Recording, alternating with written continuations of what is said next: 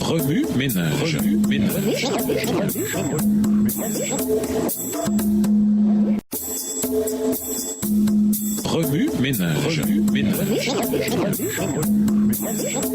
Bienvenue à votre émission Remue ménage. Nous voilà à la leçon de mercredi, l'unité en Christ. Lisons 1 Corinthiens 12, verset 27. 1 Corinthiens 12, le verset 27. Or vous constituez ensemble un corps qui appartient au Christ, et chacun de vous, en particulier, en est un membre. Jésus avait un plan pour les chrétiens, l'unité en Christ. Avant sa crucifixion, le Seigneur pria en ces termes. « Je ne suis plus dans le monde, mais eux sont dans le monde. Moi je vais à toi, Père Saint.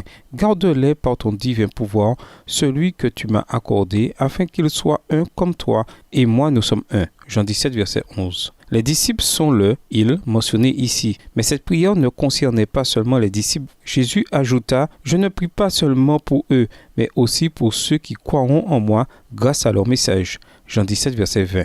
Il voulait que tous ceux qui croiraient en lui, peu importe la génération, l'ethnie, le sexe et l'âge, soient un dans la foi. Deux détails importants nous conduisent vers l'unité. Premièrement, mettre Dieu et sa parole au centre de notre vie. Un gros obstacle se dresse devant les chrétiens, la tentation jaillissant de nos désirs coupables. Si nous sommes aveuglés par notre cupidité, nous poursuivrons nos désirs plutôt que de nous focaliser sur Dieu et dépendre de lui. Et ceci nous éloignera finalement de Dieu. Nos biens matériels deviendront notre priorité et nous perdrons notre foi en Dieu. Comment éviter une telle situation? Comment rendre nos pensées et notre esprit captifs de Dieu? En donnant constamment la priorité à Dieu, à ses paroles et en demeurant sous la protection et la bénédiction divine. La Bible dit, ne faites rien par esprit de rivalité ou par désir inutile de briller. Philippiens 2, verset 3. Deuxièmement, donnez la priorité au conseil divin.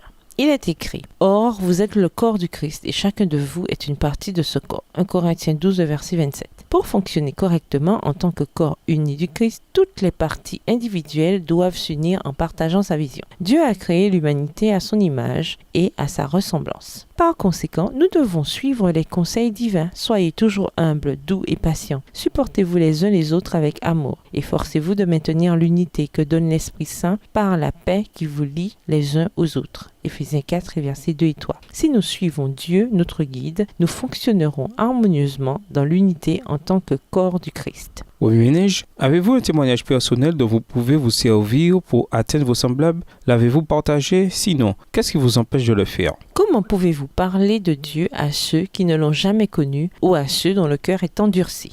Au revoir. Et à demain si Dieu veut. Remue ménage. Remue ménage.